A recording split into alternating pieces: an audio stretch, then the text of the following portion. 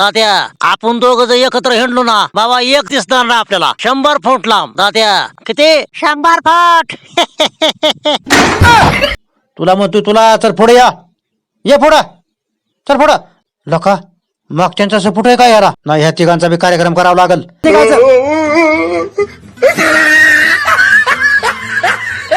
अल्ला का ही पार माझ्या पार अंगावर येऊन बसते का काय?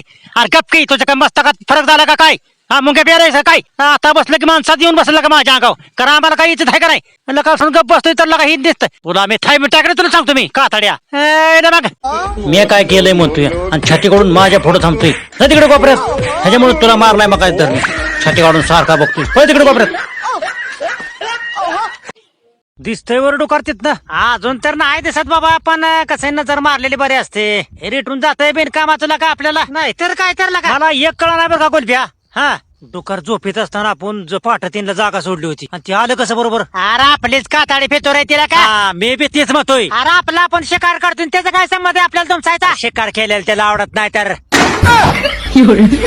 आर गोलप्या उठला का फागाड्या आणि तिला का कोच चालते वटकी फागाड्या आईच्या गावातला का झोपमोड केलेला का ह्यांचा काहीतरी बंदोबस्त केला पाहिजे का? अरे पळायचं बघराव कर बंदोबस्त करतोय बाताड्या करून घ्यायची फागाड्या. हे बचाकण्या हो माग लगा मी एकटा तुम्ही 15 जण हा असं असतं बाहेर कुठं हा हे काय लाका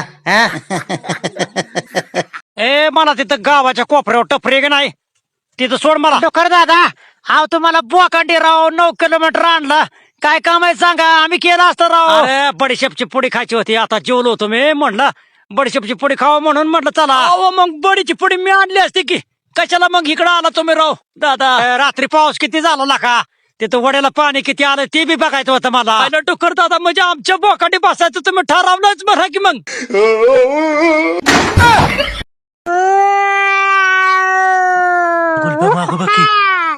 काय विषय तुम्हाला एकच सांगतो माझ्या मागा कोणी येऊ नका. हात लावायचं ना कोणी सांगतो मी आधीच. फगाडे तू तरी खा केला का आम्हाला कशाला नुसतं दाबून धरलेला का? मस्त पैकी झोप लागले का गार हवाय भारी. कोण रे काय रे भावा पाहिजे तुला हा म्हणलं का ह्यो बारका असताना मी ह्याला सोडून दिलाय कसला झालाय संड्याची संड्याला का मला तुमचा कमी करायचा नाही हो नशीब ह्यानी मला ओळखलंय